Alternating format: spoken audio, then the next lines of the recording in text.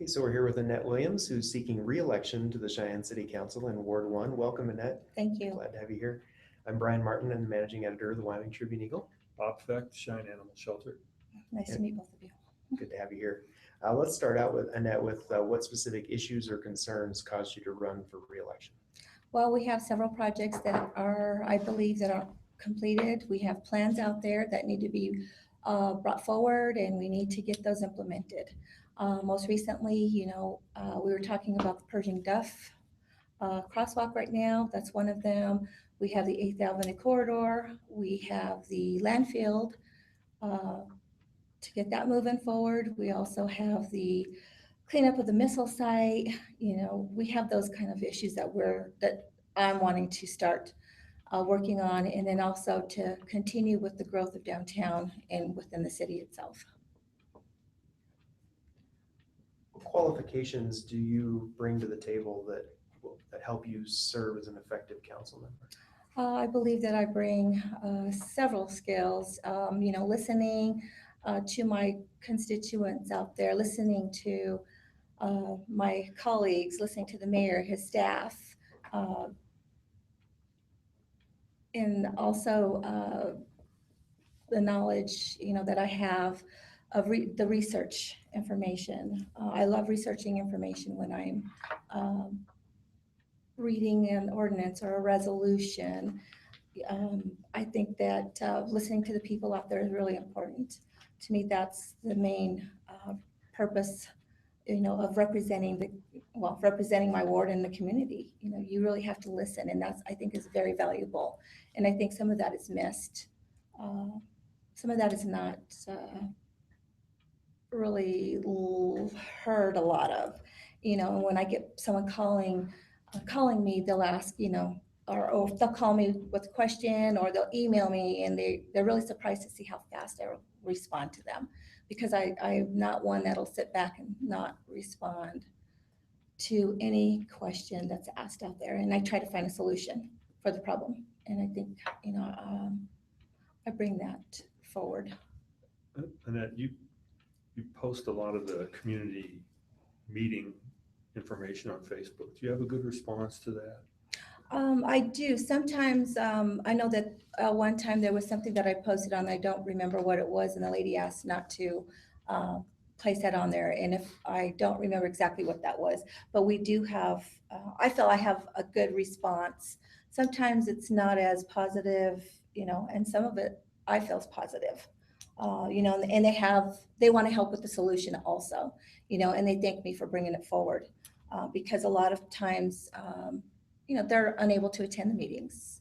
They'll hear something out on the street, and they want to find out more about it. And so I will provide that information, or they'll message me and say, hey, can you call me, because I have more I want to ask you. But you get a fair amount of people doing that. I do. Okay. And I try to keep it positive, because that's what we're here for too. We're here to make our city, we want people to come to our city, Cheyenne. But we do have the people out there, and I really understand the negativity that we see and hear, and I try to address those also. I think most recently was the crosswalk on Duff and Pershing. Somebody commented, why do we need that? We have lazy people, why can't they just walk up the street? And they don't really, I don't believe, understand the real reason behind it. And so therefore I try to provide an answer to them to say, this is why we're doing it. The people have a concern. We need a solution for this. And so it's getting from point A to point B. Can I follow up on that Sure. just a little? Because I think most people know that is a high traffic area. Yes. But the funding is coming from reserves, Mhm. which I think creates some concern. So how would you address that reserve issue? Well, at that point in time, when the original resolution had come forward, that was a suggestion of the city treasurer to use the funding from the reserves. So that's where, we wanted to continue to take the funding from. And then at that point in time, when the original resolution was provided, the city engineer, they also had worked with me on this. It's not just something I'm, just writing to put out there. But I had discussion with the city treasurer and with the city engineer to say, okay, what can we do here? And I don't remember if you remember back in 2012, they had already torn up Pershing Boulevard in that area there to replace the sewer, the drainage, and so on. And that's when we came forward and said, can we do something now? But they wanted to make it a separate project. And so we put the reserves down in there as a funding source.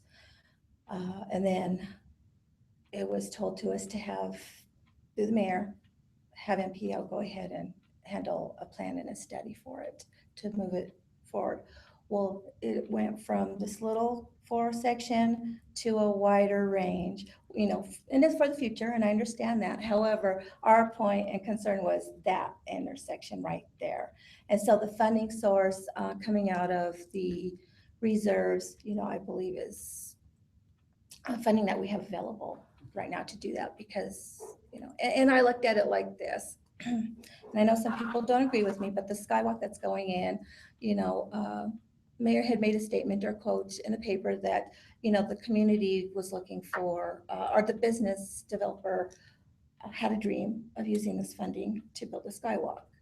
And I had said, well, the community also has a dream to make sure the roads are safe for, this crosswalk. And we have other areas in the city that we need addressed. And I've tried to address those in the past. So, and we weren't too successful on a couple of them because then they found a state statute that said that they had to do a study and they had to do a plan first. Thank you. You're welcome. Annette, what do you believe is the biggest challenge facing the city? And once you identify that biggest challenge, can you name 1 or 2 others? I think the biggest challenge is that, we're bringing the young people. We don't have the wage that's going to help our young people be self-sufficient. We don't have the rent, the mortgages are very high. We need growth. I want to see our continued growth in our community, but I believe in order for our people to be able to be self-sufficient in our community, we do need to have more wage, a higher wage, so they can learn to be self-sufficient and not work 2 or 3 jobs. I know single people out there, I know elderly people are living off of their Social Security. They have roommates, they have to move in with someone, to help maintain their self-sufficiency in one capacity or another, and I live with a single father, my son, he had to move in with us because he couldn't maintain, living on the wage that he was working on with the child and paying rent and lights and gas and so on. So I think that that's one of the challenges I see that we need to work on. And then the other is just bringing more business into our town. We need that. We need the growth. Granted, I know that I've been called a NIMBY at one time, and it wasn't for, I wasn't against development and I wasn't against the growth. It was just where they wanted to put the development and the traffic issues that they were going to be having and the concerns the residents and the community had. And therefore, the other issue was notifying the residents and the businesses that when a new development is coming in, they need to be notified. And so I was able to change the UDC code to get that to a higher radius of notification. So, Please describe your vision for Cheyenne. well, growing up in Cheyenne, Wyoming, born and raised, I have 4 children and 2 grandchildren. And I would love to see that one day my children would be able to come downtown, go anywhere in their community, and have their recreation, be able to see the community at its best, not have to struggle for housing or for rent.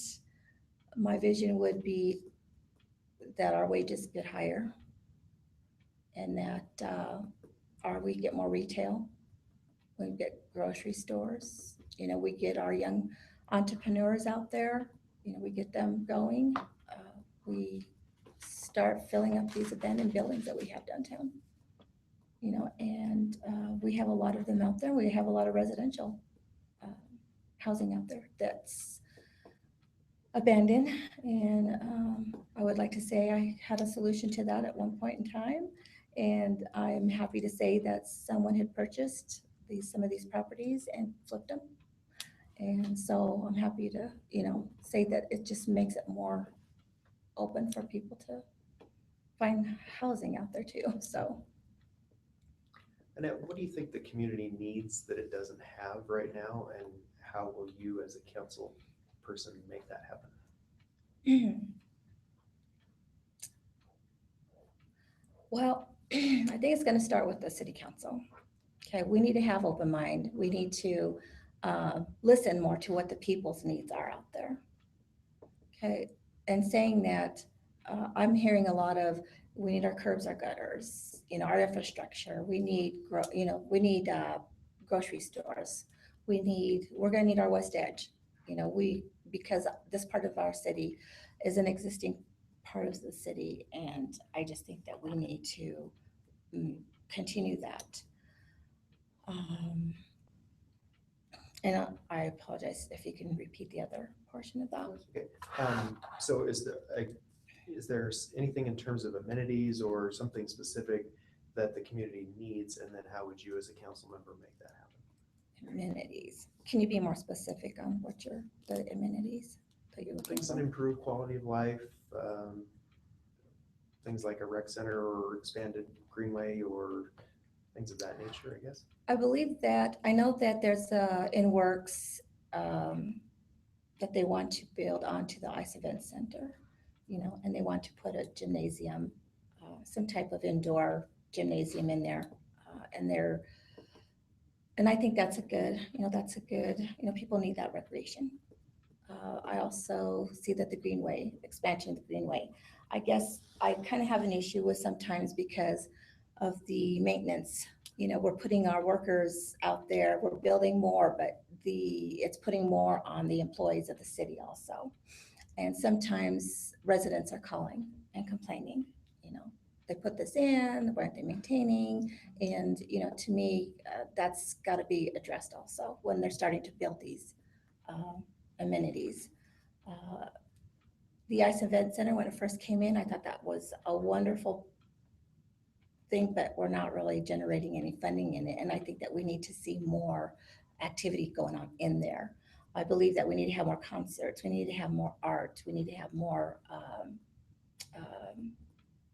places for people to go to bring that out, to bring that out in themselves. The bikes came. I wasn't against biking or people biking, but the bike lanes, that was another cost to the city. And I guess the way that I wanted it funding, to get funding for that, to maintain and maintenance was, okay, get a permit, get a fee, somehow. And now I saw on the TV the other day, our Cheyenne Police Department is asking, telling people, beware of your bikes being stolen. I guess it was just another way of getting them also identified within the city, and either police department or within the clerk's office to get that identified. But I think that's, everybody needs that recreation. What are your priorities for economic development, and how would you make that happen?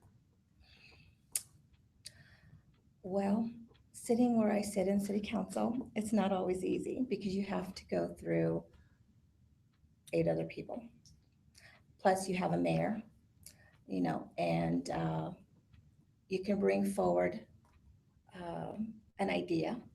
You can bring forward your plan, but it's not going to happen if you don't have the support there to help you.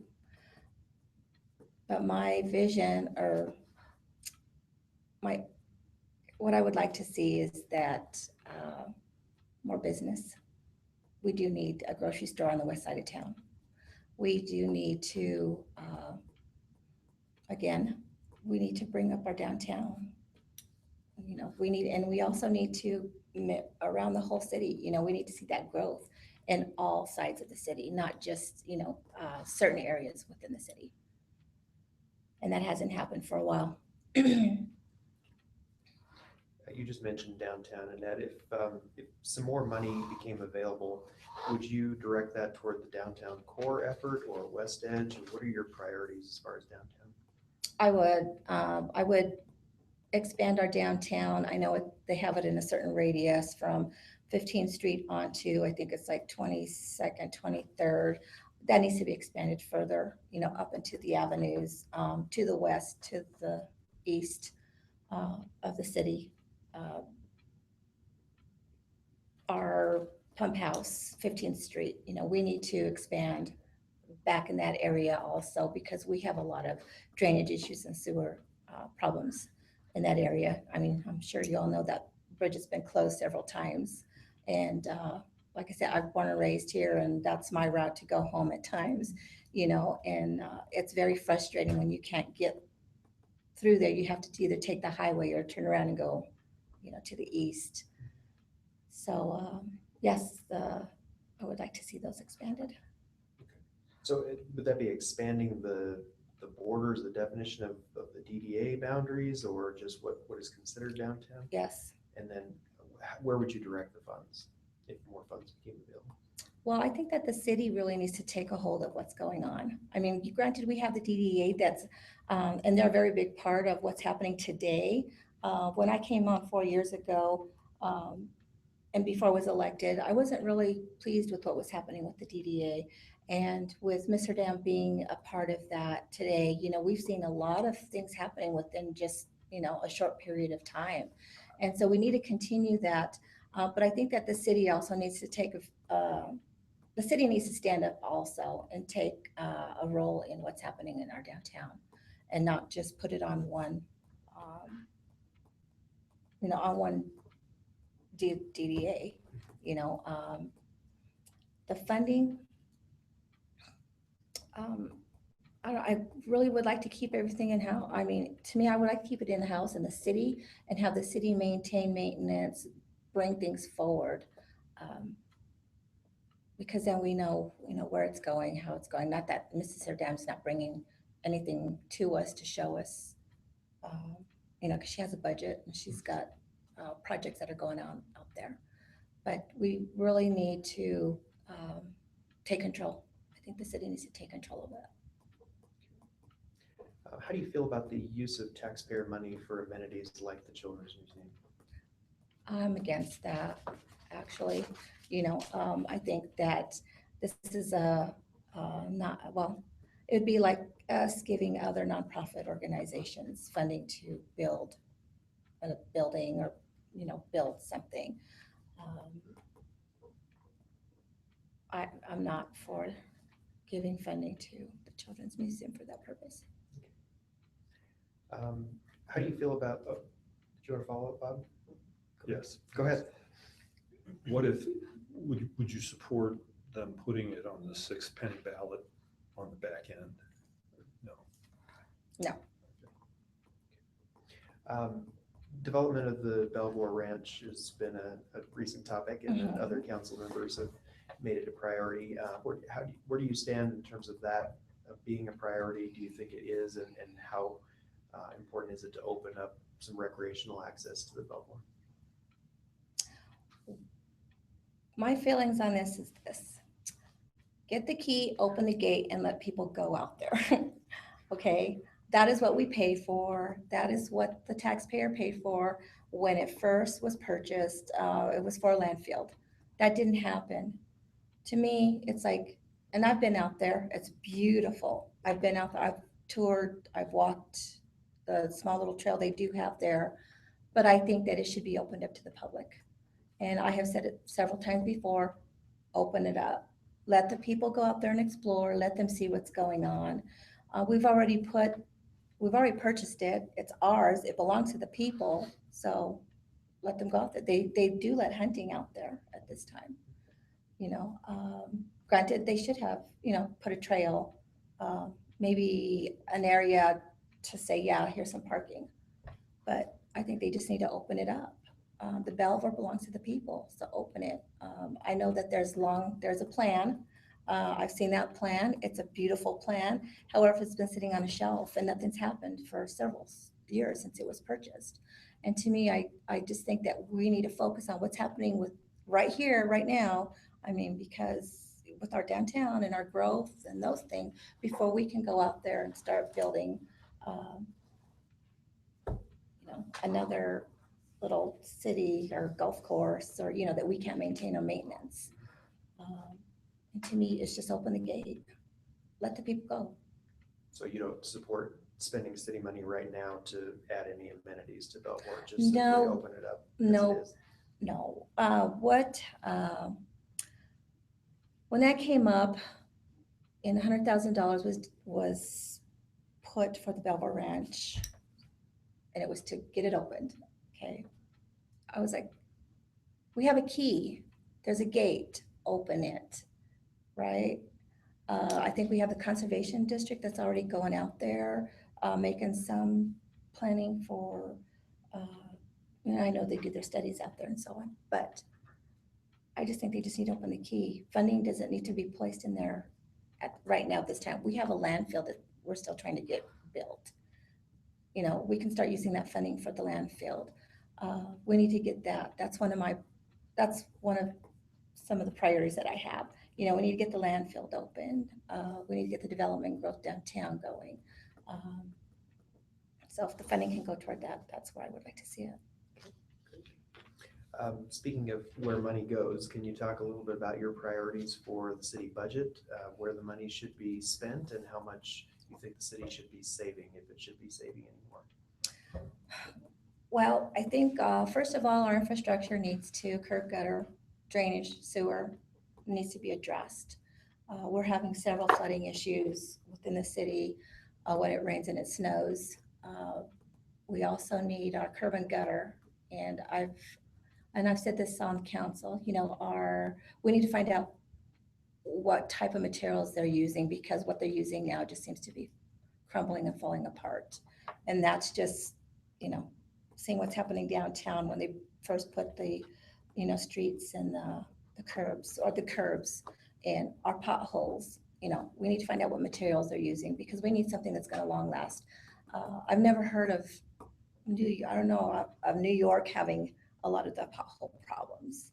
They got a lot of traffic down in there, or Denver, Colorado. I'm sure they all have, but we're shy in Wyoming, and we need to take care of those problems, and those issues. I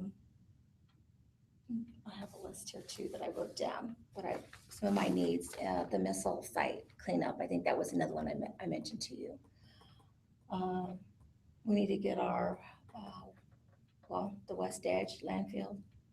And those are, to me, those are more important. We need to work on what we started back when. We need to bring that forward, and we need to continue working on that, and we need to get it move forward, because that's our future. I mean, if we don't have a landfill for our growth, and we're still sending it to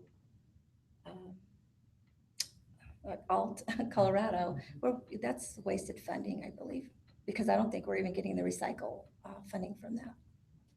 Do you think the city should be saving more? Yes, they should. And it's for emergencies. I mean, we need emergency funds. If there was a disaster, if we had, yes, we do. Yeah. And you've mentioned a couple of times the missile site cleanup, and I really haven't followed that. Is that going to cost the city money? Well, I think it's going to cost city, federal, state. It's all going to be combined, because it was a United States Air Force facility. And I believe that they're all working together to try and come to a resolution to get this cleaned up. So, because it is moving, the contamination is moving toward the city, and they do test it to make sure that there's no contamination and the wells are being checked. So we just want to make sure that continues, because we don't want another, something happen like it did over there in was it Michigan? Okay, thank you. And then we have about 5 more minutes, so I want to get to a couple more issues. the 6 penny ballot is gonna come up there will be a ballot for renewing the 6 penny next May. What are your priorities for what you'd like to see on that ballot? I believe the first one that I said was drainage. That was one of my priorities, was to get the drainage addressed. And our sewers, our infrastructure was another one. It wasn't so much recreation at that point because, this is a priority. I mean, we're granted recreation is a priority. They say it's going to bring businesses to our town. They're going to stay. However, I believe that we have some of that going on right now. But I think the main points are the drainage, sewer, our curb gutter, potholes. We need to get those addressed today. And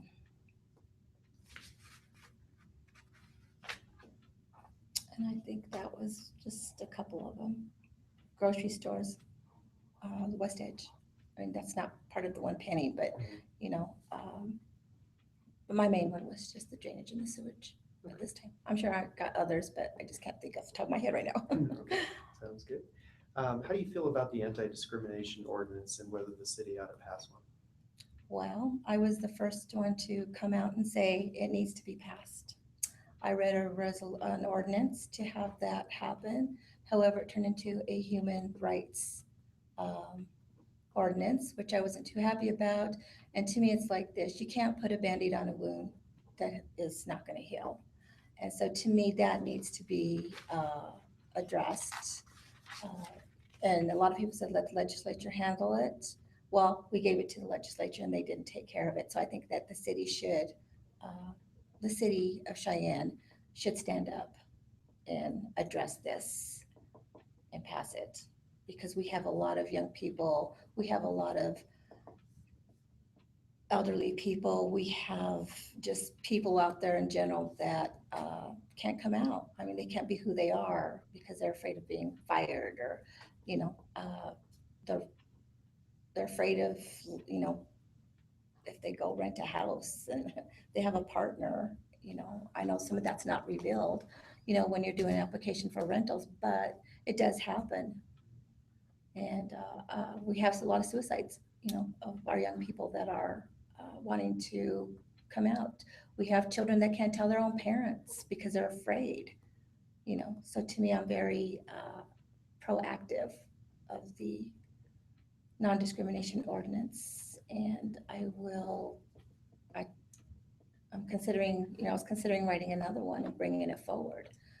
But again, I have a colleague out there that, doesn't agree with that, and doing everything that they can to squash that out in the public. So I really believe that the non-discrimination ordinance should be passed through the city, and then maybe our legislature will catch on. Now, there's some 5th penny sales tax money and also some general fund money that goes to the United Way for distribution to a series of nonprofits. Do you support that process, or would you rather see it done some other way? Well, and like I say, it comes down to also that with what was happening with the DDA, because they're also a nonprofit or part of a nonprofit organization. I think that when I first saw that we were giving funding to the United Way and it was being distributed to all these different entities, I said, why? I know that it helps their funding, it helps them maintain. A question I had is, are they using it for operational purposes? Are they using it for their operations, or are they actually using it for the people that it's intended for when it's given out there? So that's where I question, some of where the funding's going and if it's actually being used for that purpose. Any other questions? We've kind of reached the end of the time and Okay. our questions. Annette, is there anything else that you wanted to share with us that we didn't cover today? Just that being on the city council, it's not as easy as everyone thinks that it is. Like I say, you need 6 votes in order for you to go, for it to go anywhere, a resolution or ordinance. The communication, I would love to open up more of the communication with the staff, the mayor, my city council members. You know, when I first came on, there were 4 of us that ran together. You know, we ran, 4 of us got on at the same time. And I don't believe that's ever happened before. And it was a camaraderie. And then as time went on, you know, you could just see, and especially during campaign season, it seemed to have gone where the communication isn't gone anywhere. I guess when I first came on, I was looking at our mayor as the, you know, well, he's the leader of the city, and I looked up to that, and I guess I expected more from that, and I didn't get the response I guess I thought I should.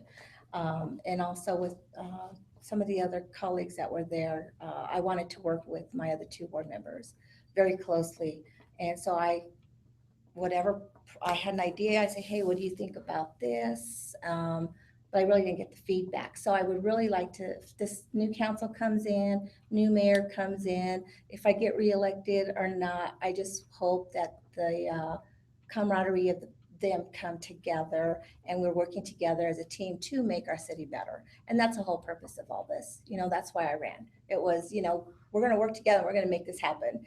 And that doesn't happen always. And granted, you know, you agree to disagree. However, I just believe that it should be very important that as an elected official, we listen to the people, because sometimes that's missed. Sometimes that's not. I believe that sometimes it's not addressed, and that the business community is the ones that are getting most of the attention, if you will say, you know. And so therefore, I really would hope that the communication, the open door for everyone is out there. And when somebody calls, answer the phone and, you know, give them a response, good, bad, or ugly. You know, and with our position as city council representatives, you know, we get phone calls at night, we get, you know, early morning, we get emails, Facebook, you know, questions. And so I think, and that's another avenue of communicating with our public and letting them know this is what we're doing. I know there's guidelines. We have code of ethics. We got to be careful what we're saying also, you know, so we're not making this look like a joke that what we're doing out there. It's very important, you know, that people take this serious, you know, we take it seriously and also have some fun with it, you know, because you can. So, but I appreciate you inviting me here today, and I hope, you know, I enlightened you a little bit. You know, I have more to say, but I know I'm limited time. Well, thank you, Annette, for being Thank here. you. Really appreciate it. Well, I